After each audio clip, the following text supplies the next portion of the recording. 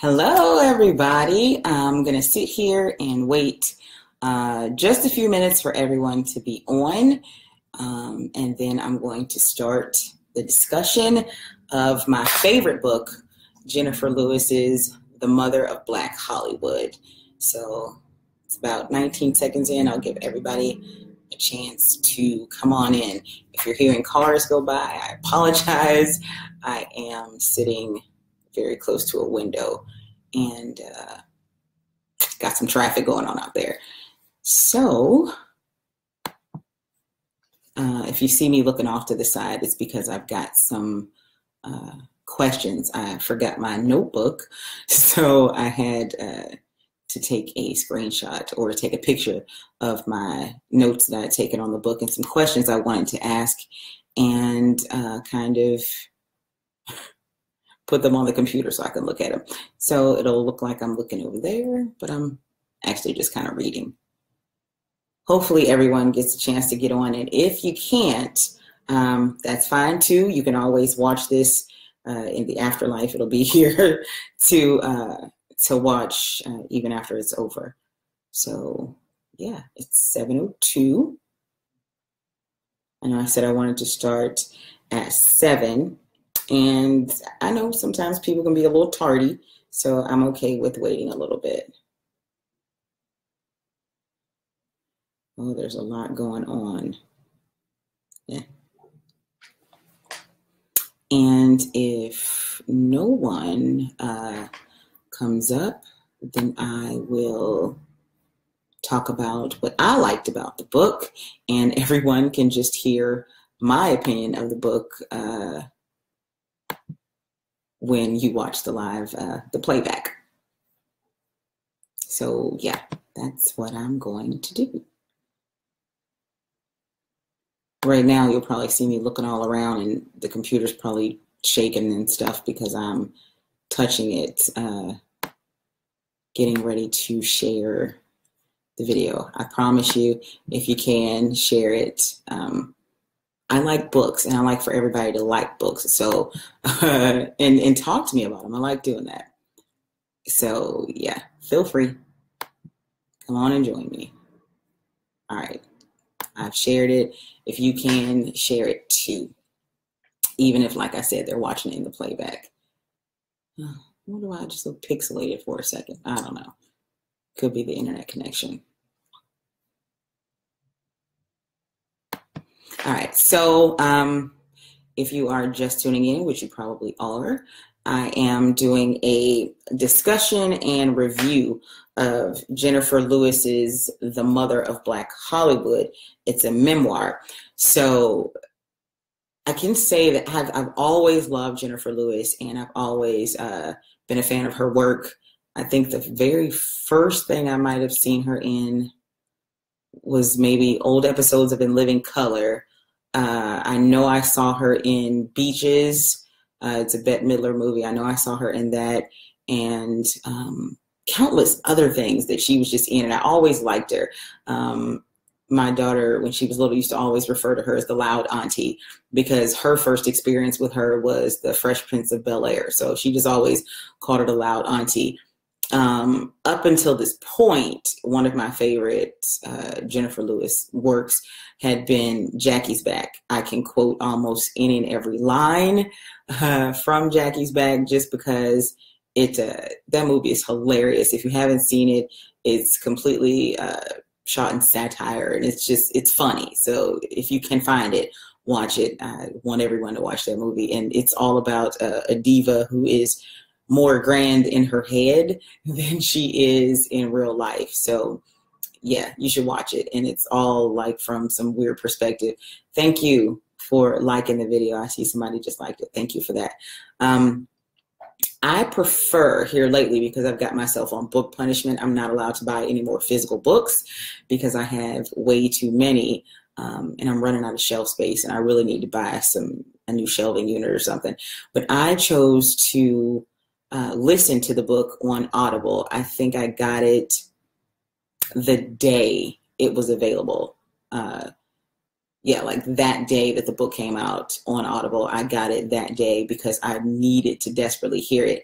And I listened to the whole thing in probably, hey, Rita Simmons, thank you. Rita Simmons Jordan, sorry about that. I listened to it the very first day. I think I finished it in one day because it was just that good. And hearing it in her own words was even better. Hi, Rita.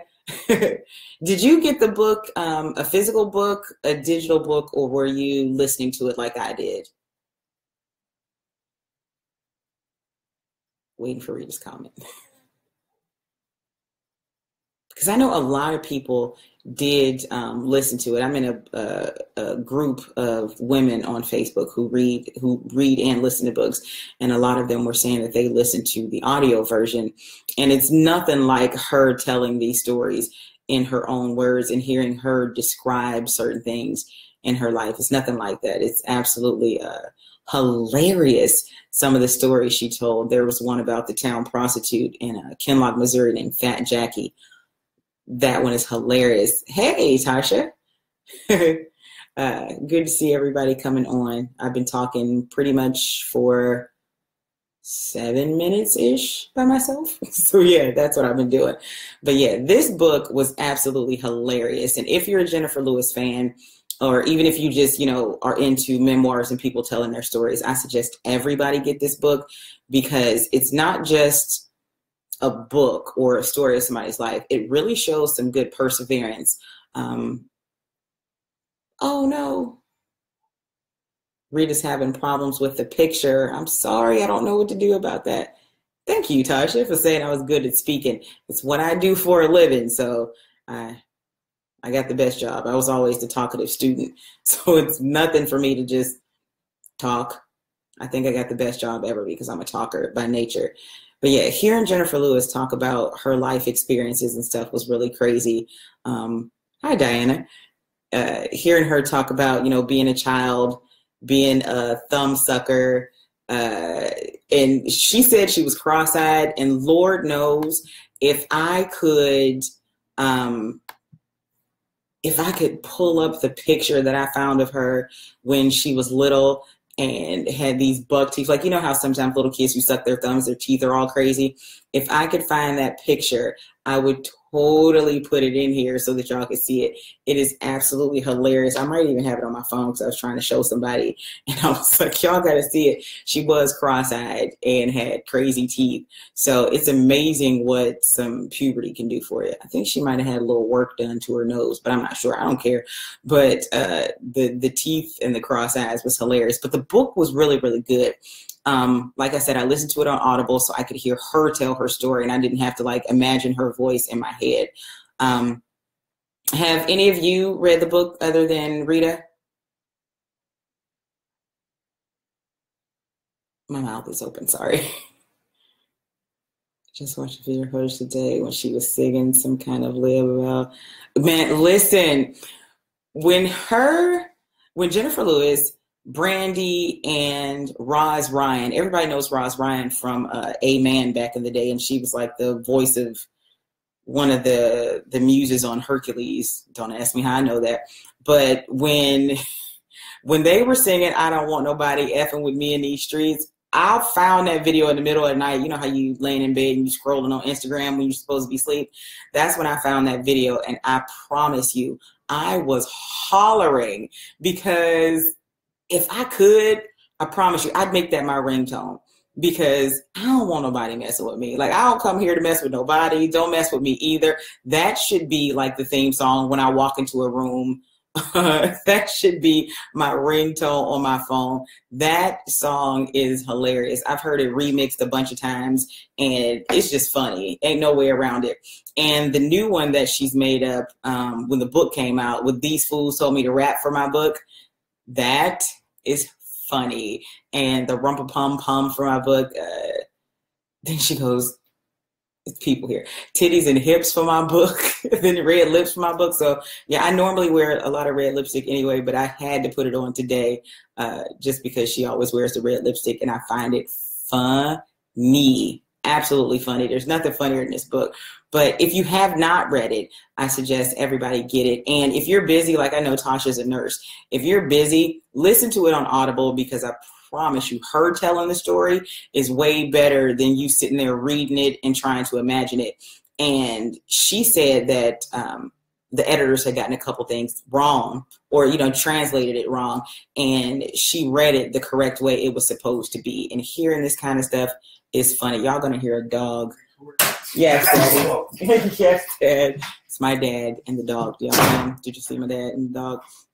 Yeah, my dad's dog thinks he belongs in here with me. Y'all could have said hi. My daddy looks like he's about 5 seconds older than me. Yeah. I was immediately taken by the book. I was drawn in. I absolutely loved it. The only thing that I found hard was when she went into certain darker parts of her life. She was open about being diagnosed with bipolar disorder. I did not know she had been kind of molested by the pastor of their church. I didn't know that. And she shared all of that in the book. And I was like, wow, she was out here with real issues. Is anybody else having problems other than Rita? Hey, Tweet. Is anybody else having problems with the video other than Rita? Tweet, tell me if you can see everything good. Y'all will probably, if you're watching this in the playback, that was my dad who came in with the dog. Tweet, can you see me? And everything's fine?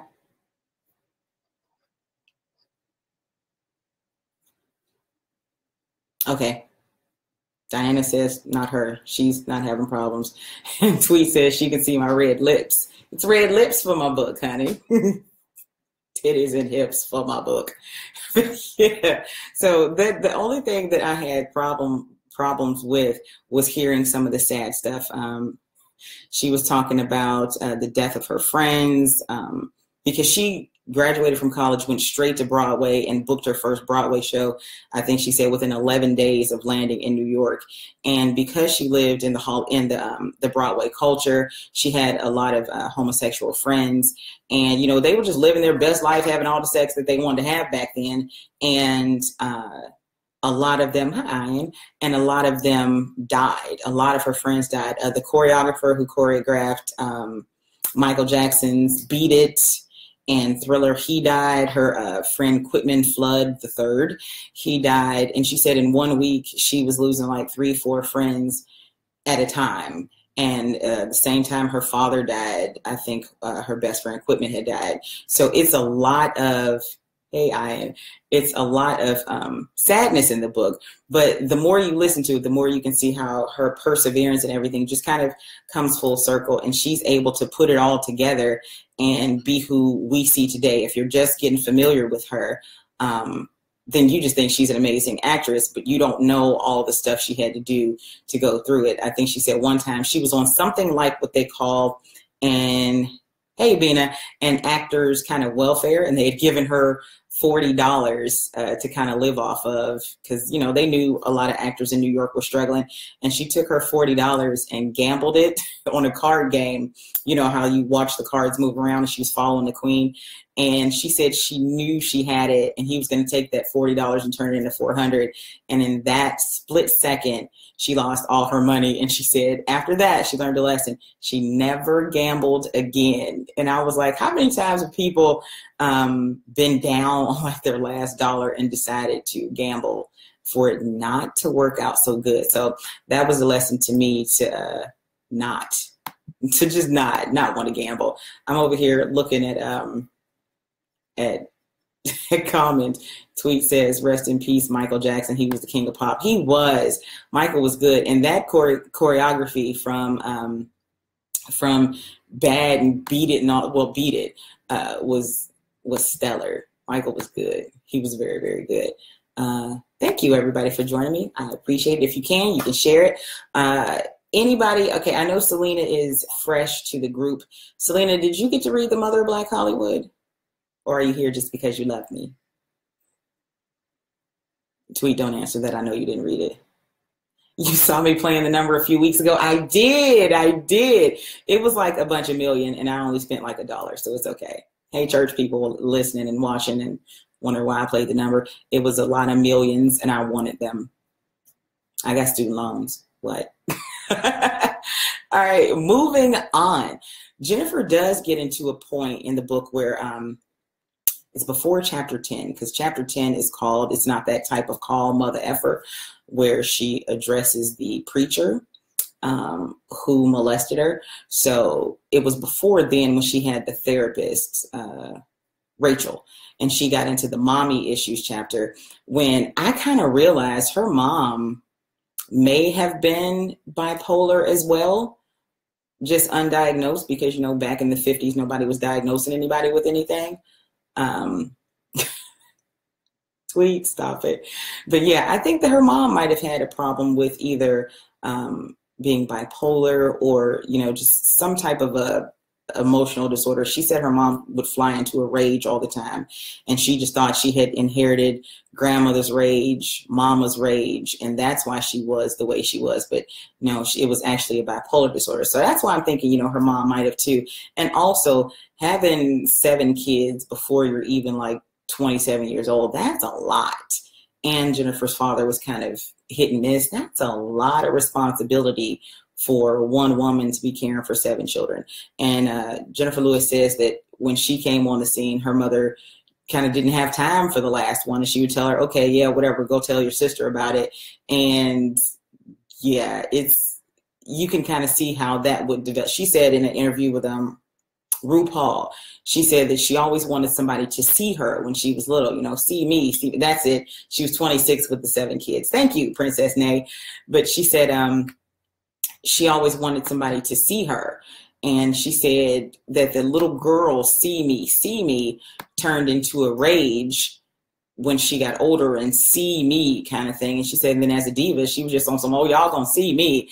And I was like, we definitely see you. We definitely see you now. I promise you, I don't know anybody who can steal a scene like she can. In anything that she's ever been in, you can find something to quote. I think my whole family still says, well, I know I say, I'm the only sinner in this house, you know, from What's Love Got to Do with It? So, yeah. Princess Nay, did you read the book or did you listen to it? I don't know why I'm sitting here like I'm going to hear you say something back to me. But did you listen or did you read?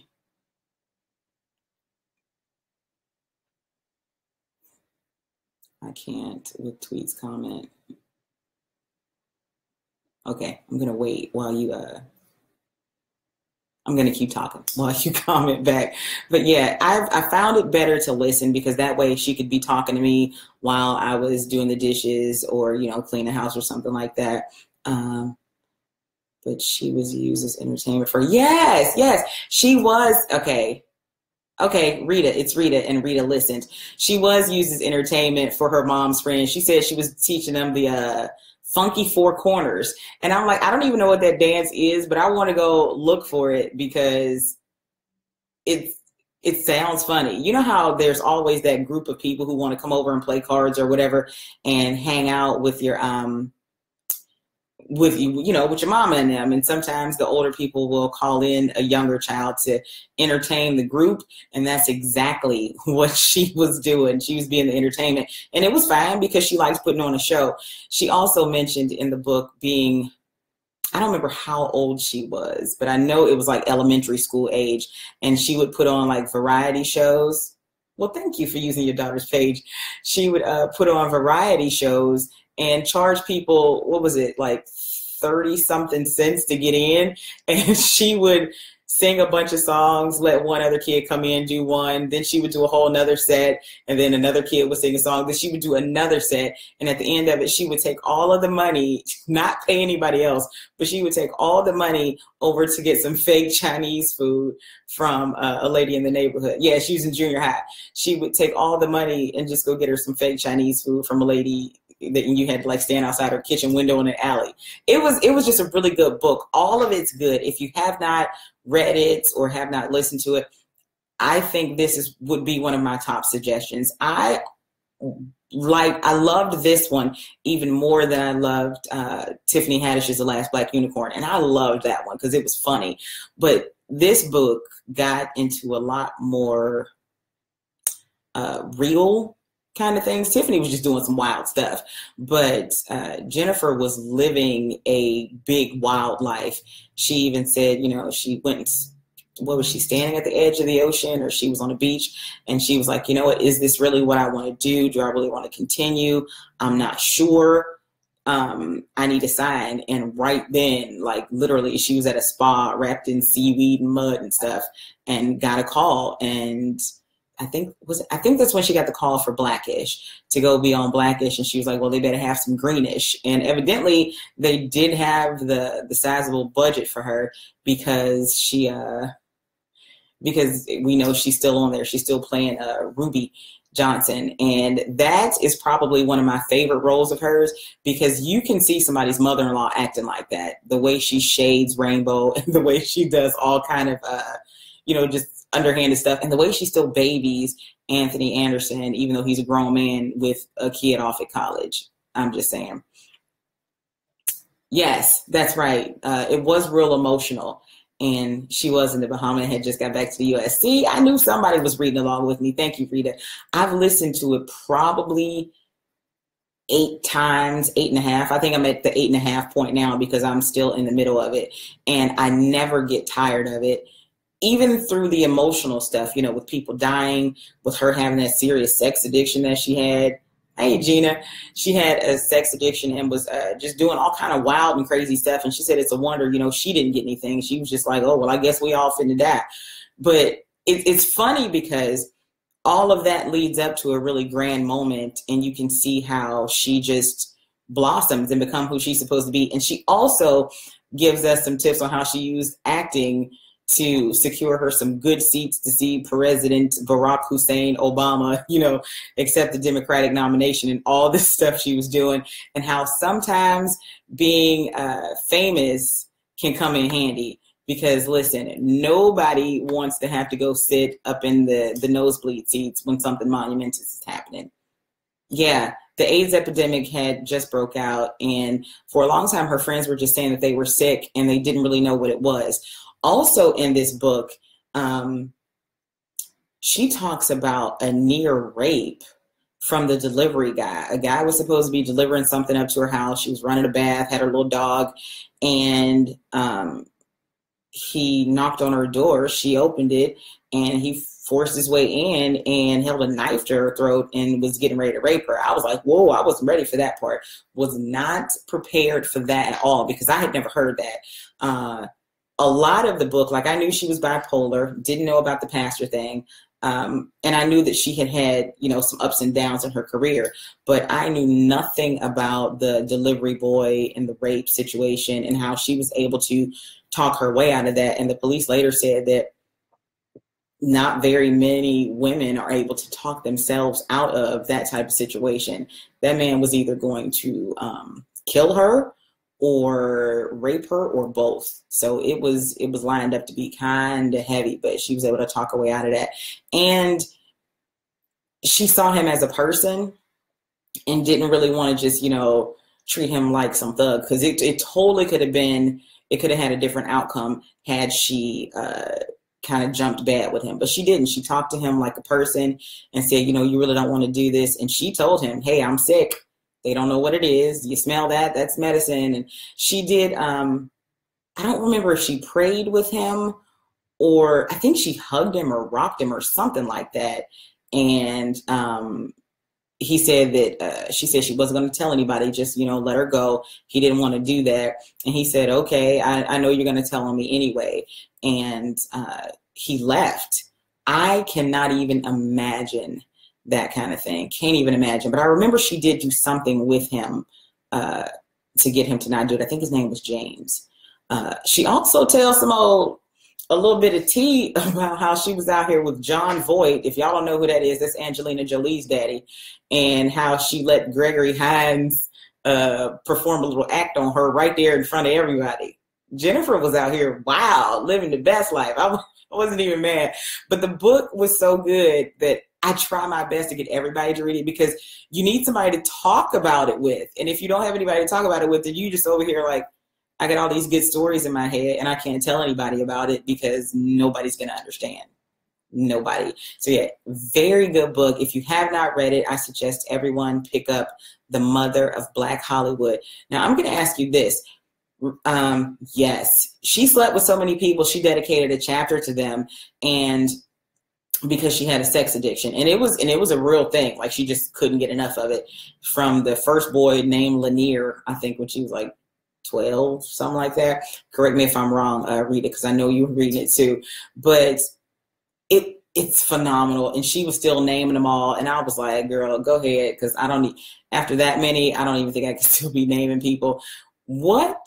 Because yeah, she was a sex addict, and she admitted it, and she said, the more, after she got therapy and, was able to work out her problems and kind of get to the root of them all, the whole thing did kind of like, it backed up. It wasn't that way anymore. And she just, because she had, how there's that song, I got hoes in different area codes. She literally had men everywhere, and even a guy over in Europe, I believe. She had him everywhere, and I was not mad at her. But yeah, she did love Miguel, and when Miguel died, I was just like, so you just never was gonna get with Miguel all the way? But Miguel wanted her to settle down and be like a wife and a mom and have his dinner ready, and she was like, I'm trying to be a diva, so that's not really gonna happen. That's what I was gonna ask. If you were given the chance to write all of your story, could you tell all like she told all? Because I believe she told all. I believe she told all of her business. Yeah, Miguel even proposed to her, and when she told her mother said, you ain't marrying nobody. Moms be knowing. Moms really do be knowing. Yeah, you should get T the book as a late birthday present. You should get it for her. The name of the book is The Mother of Black Hollywood. See, yeah, I couldn't either read it. I wouldn't be able to just tell everybody my business and be naming the people I slept with. Couldn't do that. Hey, Ricky, I could not do that to save my life. No, we're not going to tell that one. And, even though my list is not nearly as long as hers, and it won't ever be nearly that long, I could not be out here doing it. But, her mom has passed away. Her dad has passed away. She ain't got no shame in her game. She tells everything. She even tells how she got to be a mother, just by happenstance. She joined a program to, kind of mentor young girls. I think it was like a Big Brothers, Big Sisters kind of thing. And she ended up taking a liking to the little girl. The little girl's mom was going through some rough times. And next thing you know, she just became her guardian. And she's been the girl's mom forever. Hey, Mel. Forgot to tell you I was coming. But yeah, she's been Charmaine's guardian ever since. And her and Charmaine had a falling out. I'm not quite sure about what, because that's not in the book. But her and Charmaine had a falling out. And now they're all back together. Everything is on good terms. And, they were able to work that out. So that's good. So hopefully Charmaine can escape the mommy issues that Jenifer grew up with. I'm going to ask you again, read it, because I know you read it. Did you appreciate her openness in the book, in the honesty? Or I know you said it was too much for you to reveal about yourself, but do you think it was okay for her to tell it because it was her story and telling it her way? Personally, I don't think I'm at that point where I could do it. But were you okay with her telling her truth and her honesty? I know it's going to take you a minute to type. Sorry about that.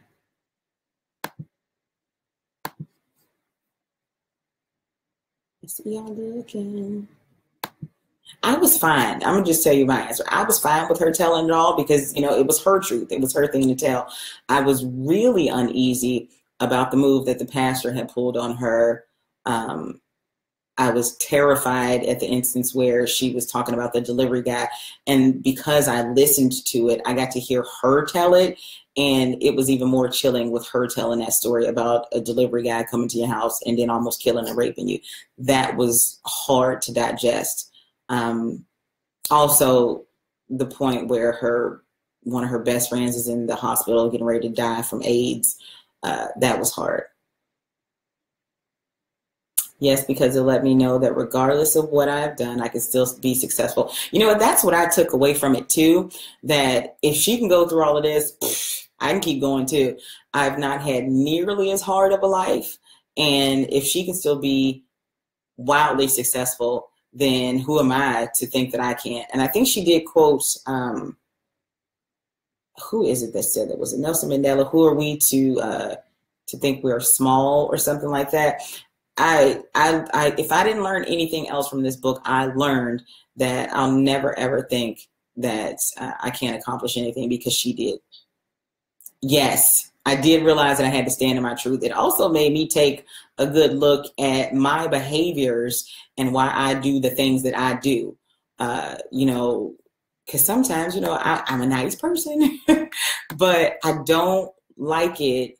Hey, Patty, I don't like it when people cross me or, you know, just acting your kind of way. And I had to look at that like, girl, you need to get your attitude or your anger under control before you end up, you know, in a bad way. So her kind of revealing why she was angry and would snap and go off on people was helpful. And also her being open enough to share the fact that when she didn't get the part on Saturday Night Live, she went and fell out face first in the park, I think it was Central Park, and cried until it was dark. And that's when she was like, yeah, I kind of knew something was wrong with me then.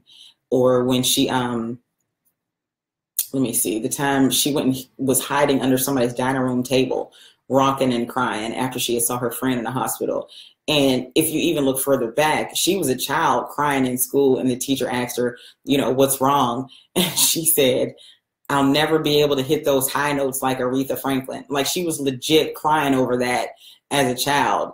Somebody with those kind of highs and lows of emotions, I don't want to diagnose people, but you can almost see that, you know, there was a pattern. And she says herself, you know, in videos that I've seen that in interviews, people used to say, oh, here comes crazy Jenny when she was little.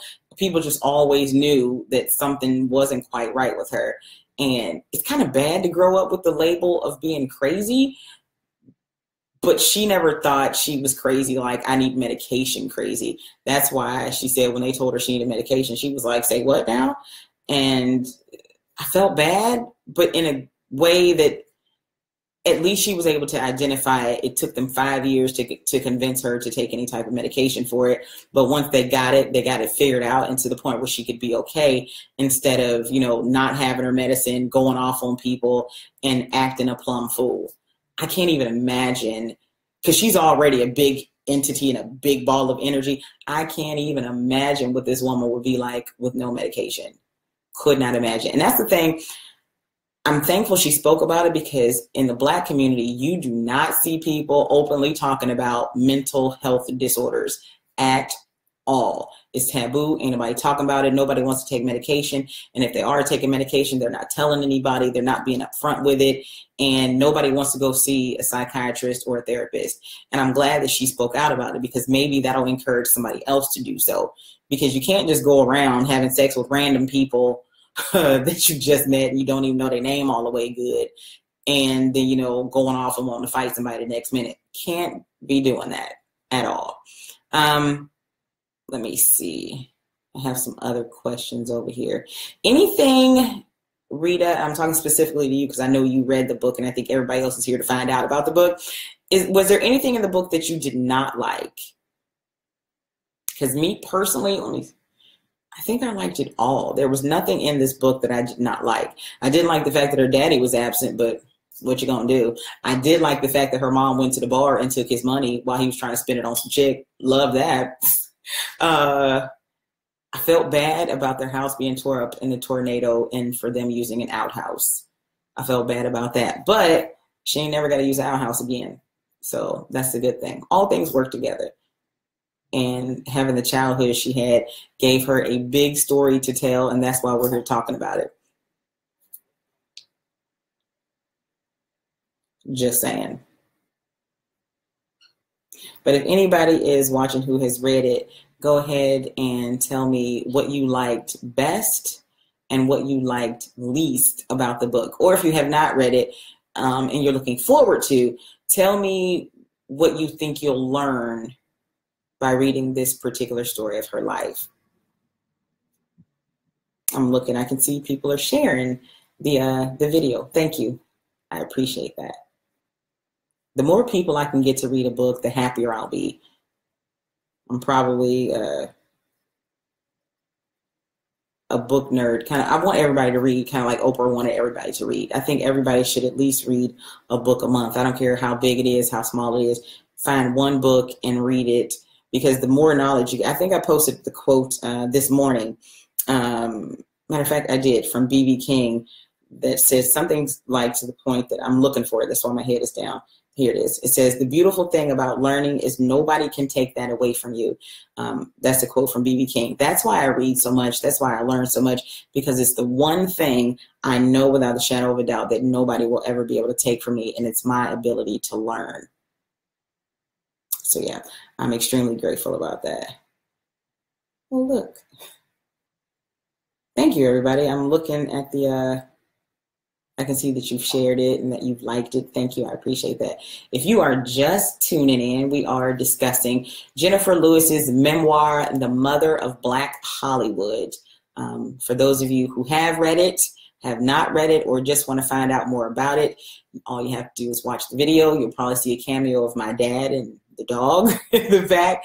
But yeah, that's what we're doing tonight. We're discussing the book to see, try and encourage more people to read and to talk amongst ourselves, because sometimes a book is so heavy, you do need to talk to other people about it. Just saying. All right, I think Rita might be gone. Let me see. I have another note here that says, what can I relate to the most in the book? And this is something I think everybody should kind of, whenever you're reading anything that's a memoir about somebody's life or any type of book, always look for the part where you might be able to relate to. In this one, I think I relate most to wanting to, she said she always wanted to come in first. And that is exactly how I have always been my entire life. If I could come in first, I needed to be first. I don't like second, even though I'm the second born, which is kind of weird. I don't like second. I always have to be the first at something. I want to be at the top of something. And if I'm going to do something, I want to give it my all, be the best I can be at it, simply because I don't know. Maybe I probably need to see a therapist about it. I ain't even playing. But I think that it's just in me to want to give my all to something when I'm fully committed to it. And I see that a lot with her. She was the president of everything. I think 6th grade, junior high, president, 9th grade, 10th grade, 11th. She was the president of all of her classes. And she said that she had been keeping a journal the whole entire time, and it's full of who was supposed to bring what snacks, whose mother was supposed to bake a cake for this, who was supposed to bring stuff for the car washes. And she said later she started journaling, and her therapist told her that keeping a journal is probably what kept her life through all those highs and lows of being bipolar and being able to write stuff down. What this book actually made me do, I used to keep journals all the time when I was younger.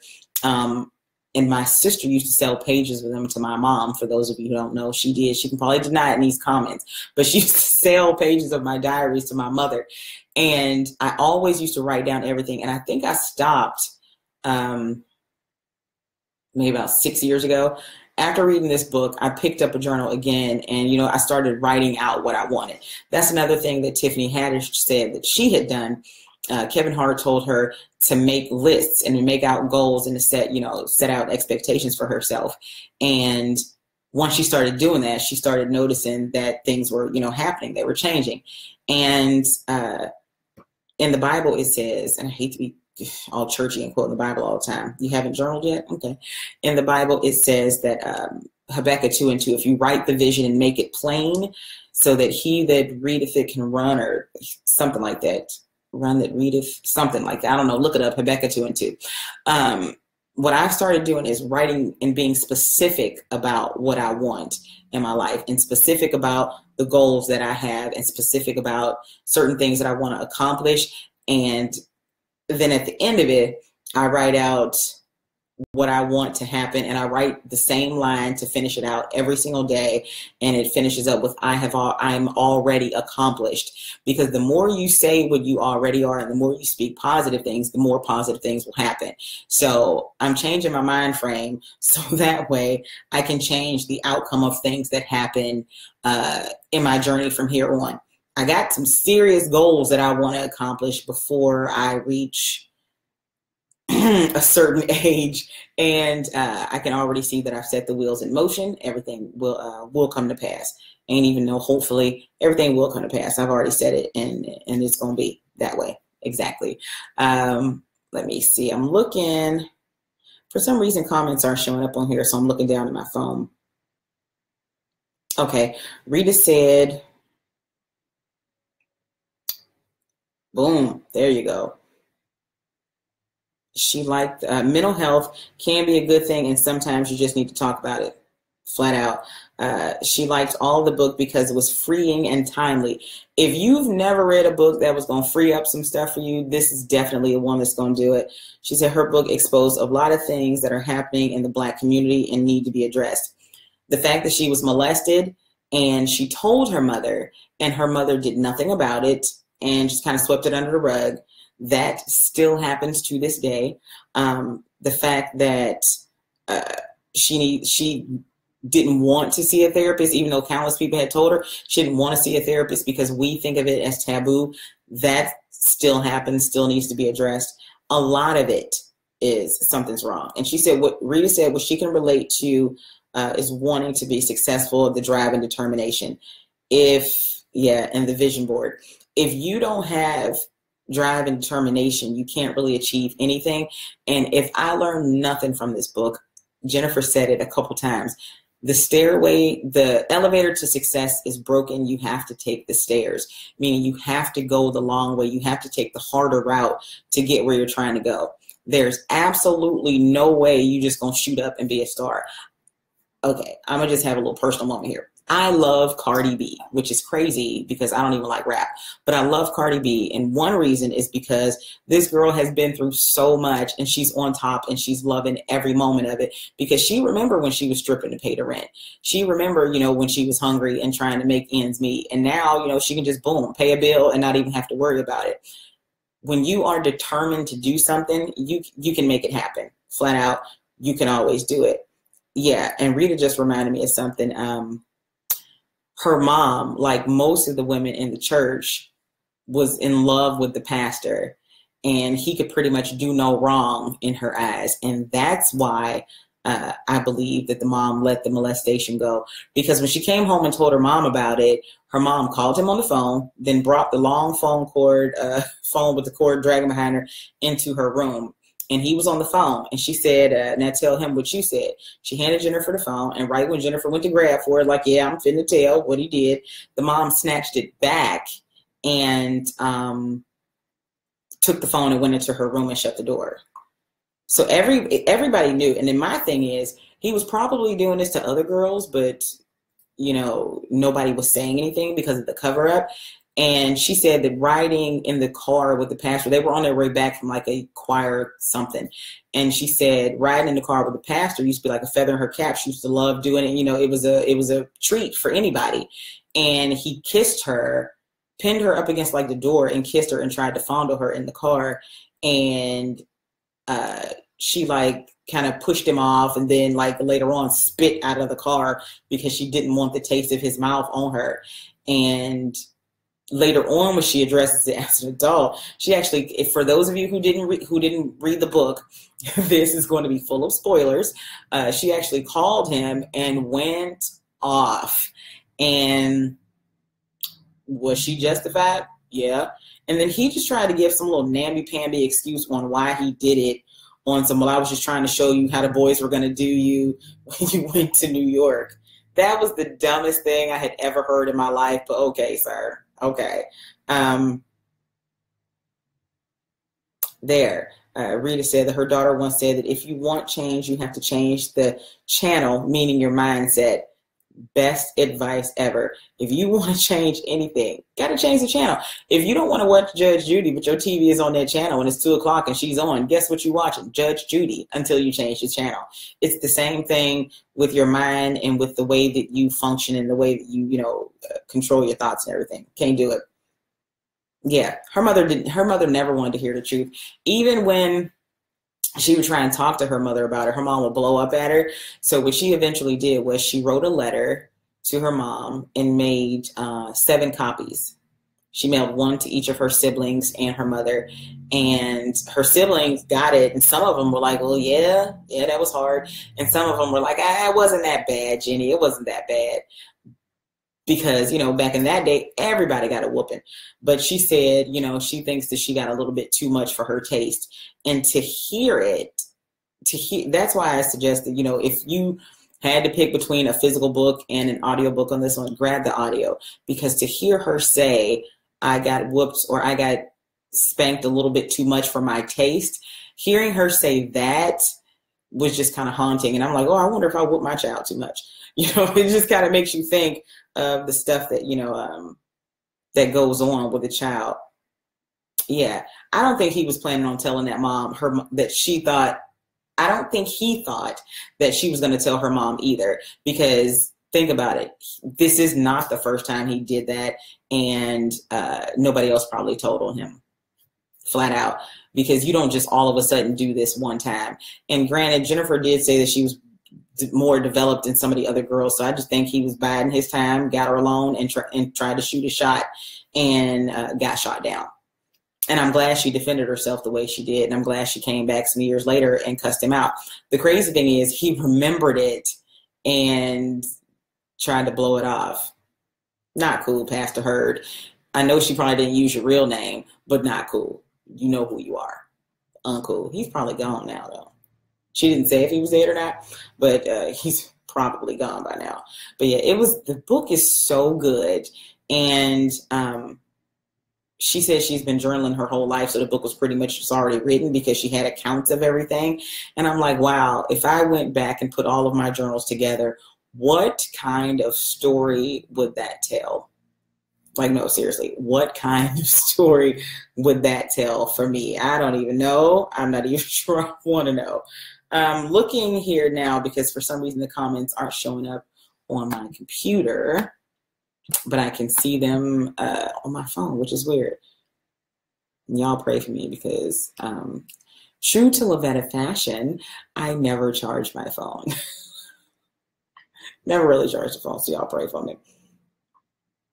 Let me see. The book ended with her at a really good, just chill place in her life. It kind of led up to current events and how she was saying, everything's good. She's at a really calm place. And now she's saying in interviews that the book has matured her in a way that she didn't really think was possible because, everything's out there. It's all been said and done. And, everybody knows everything now. So she's mature about it. And she knows exactly who she is. And we all know who she is. The funny thing is this: when she did not have work, she was resourceful enough to partner up with some other friends who didn't really have any work and put on her own one-woman shows. There was From Billy to Lena, I think that was the name of it, where she sang all these songs from like Billie Holiday, Lena Horne, and not like their most famous ones, but they're like B-sides, if you want to call it. She did a one-woman show called From Billy to Lena. I think that was the name of it. And then she did The Diva is Dismissed. And turns out that a few friends of hers got together with her and wrote the movie Jackie's Back. Can't say it enough. See that movie. It's funny. And all they did was like get a bunch of famous people to like kind of rebuttal all these stories that Jackie had in her head on how fabulous she was. It was cool. So if you can, and if you can find it, because I know it's hard to find, but I think I saw it on Amazon. If you can, get the movie Jackie's Back and watch it. I'm not really saying nothing. I think I saw it on YouTube. But yeah, if you can watch it, do that. Tim Curry is like, they were doing like a Robin Leach Lifestyles of the Rich and Famous kind of thing with her. and it just completely backfired. And the line, "Hi, play mama," comes from that. And if you'll notice, whenever I'm really doing some Jenifer Lewis kind of stuff and I'm tagging it, I'll always tag it, "Hi, play mama," because that line was just funny. She was saying it to Isabella Sanford. We might know her as Wheezy Jefferson. She was saying it to her coming to her house, and she was like, "Don't come into my yard." She was like, "You remember me?" She was like, "I remember you, your little Jackie Washington. You had the foul mouth," and she was just going off. And she's like, "Oh, don't mind my play mama. She loved me." And no, she didn't. She clearly didn't. It's a really good movie. You have to see it. And there's a song in there called, it's from a clip of like a movie trailer, Coco's Revenge. I still know every last word to that song, and I can probably still do all of the moves to it as well. Just throwing that out there. Just throwing that out there. I'm going to be wrapping up soon, but let me see. Is there anything I want to say on the final note for this book? On the final note, listen, the best thing I can tell you is if you are on the fence about getting this book, please get it. Because even though I'm done talking about it now, I'm always up for talking about a really good book. Always up for talking about a book. Speaking of, the March book club selections are going to go up tomorrow. Has my caller been like that the whole time? Y'all pray for me. The March book club suggestions are going to go up tomorrow. There are 2 books to pick from, 2 highly recommended books, and I mean highly recommended. And yeah, my mom, yeah, the books are highly recommended. One is, I want to call it suspenseful, but it's not really. They're 2 really good books, so you can be looking for those tomorrow. And if you can, join me on Shop Talk with Mel. We're going to be on tomorrow talking about dating over 40, which kind of falls into my age bracket, but that'll be at blogtalkradio.com/shoptalk with Mel, M-E-L. So that's where I'll be in the morning from 10 until noon Eastern Standard Time. And it's all real time. It's live. I'm going to go home, go to bed, get up, clean up, because that's what you're supposed to do on Saturday mornings. And then I'm going to hop on over and sit down with Mel from Shop Talk with Mel, and we're going to talk about that. But yeah, be on the lookout for the 2 book suggestions. If you are in the mailing list for Chatty Passenger, that you will have gotten from the website, chattypassenger.com. If you are in the mailing list, then you already know what the 2 books are. If you are not, then you will have to wait until tomorrow and find out then. And I don't think I'm going to do a poll like I did before. Well, yes, I am. I'm just going to post the 2 books and their synopsis this time. And I'm going to have you comment on which one you would prefer to read in the comments underneath that post. I think that will work out a little bit better because for some reason I can't do a poll. I don't know. And if I can, I'll switch it out and do that. But yeah, the 2 books will go up tomorrow. You'll really like them. And they're both by Black authors as well. I wasn't really gearing to only do books by Black authors, but it seems like that, I know, what is dating, girl? I don't know. But it looks like that's kind of what is going on. So Rita, you definitely want to jump on the show tomorrow. blogtalkradio.com/shop talk with Mel. Dating over 40. I'm going to post a link to that in the morning, so you'll definitely want to do that. Final note, yes, just like Rita said, if you're looking in the comments and watching me scroll, Princess Nay, just like she said, this book was hands down 5-star, not 4.5, not 4 3/4, like we on Star Search or something. Absolutely 5 stars. If you can, get the Audible version, because there is absolutely nothing like hearing her say this in her own words, in her own voice, and hearing her recount her memories. Because at the end of the day, she's Dorothy Mae Lewis's daughter, honey. And I'm not going to curse, but the way she says, "I'm Jenifer Mother effing Lewis" in this book, yes, you can't get past that. Or how she says "Merry Christmas" at the most, she says "Merry Christmas" like some people would say like "hot dang" or something like that. Yeah. She says "Merry Christmas" a lot. Get the book. And even if it's 6 months from now, get the book, find me. We will talk about it at length because I promise you I'll still be listening to it. This book, hands down, my favorite out of all the books that I've read. And I've probably read No lie. I lie to you not. I probably read 10 books within the last 2 months. This is the one that I keep coming back to because I just cannot get enough. And I keep listening to it like it's going to be something different. It's not. It's not. And hopefully there'll be a part 2 because, you know, she just turned 61 January 25th. So hopefully in the next few years or so, she'll put out like an another thing kind of book to tell us, you know, how things happen, you know, after Blackish and then on. But you definitely don't want to miss this. If you can find the book on sale or at a library or, you know, get it, like I said, on Audible, if you have Audible. And listen, if you don't have Audible, sorry, banging the desk. If you don't have Audible, I'm going to tell you like I told my sister. Audible gives everybody a free 30-day trial. In this 30-day trial, you can get 1 audiobook for free. I highly suggest you get this book. You don't even have to keep Audible, but I promise you would love it if you did. You don't even have to keep Audible. Get this 1 book, go ahead and cancel, and then get your everlasting life. This book is the bomb. It's hands down 5 stars, just like Rita said. And yeah. I choose to keep Audible because every time I think, oh, I'm going to get rid of it, there's a new book that comes out and I don't have to use my eyes to read it. I can just listen to it and still be doing 50 million other things. And if it's a crazy part, I can just hit back up and rewind it. Trust me, get a free Audible trial. If you don't have Audible, all you got to do is log in with your like Amazon login information, get a free Audible trial. Grab this book, and I don't care if you never talk to Audible again, which I feel like you should because Audible is lit. And this is not sponsored, honey. Even though I wish you would. Hey, Audible, call me. Definitely get Audible and then grab this book, please. You don't want to miss this. All right, any last words from anybody watching before we go? I know Rita's over here. Rita might as well have co-hosted this with me. Next time, I'm going to put you in a little box in the bottom because we love the books. I'm sorry. We just do. We love them. Yep. I like reading these comments, and I would sit here and read these comments all day, but y'all don't want to see my head turned down like this.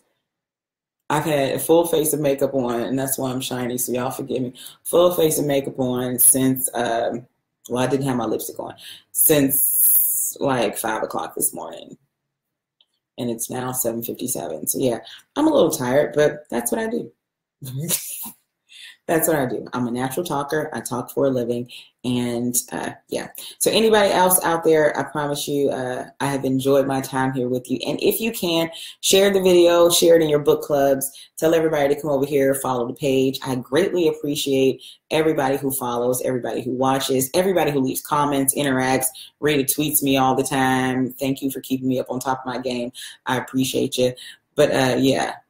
I'm just a regular person doing some regular stuff. Every now and then I talk a little gossip, but more often than not, I am here to inspire you to kind of, no, that's Mel who's here to inspire you. I'm here to motivate you and get you going and then make you read a book.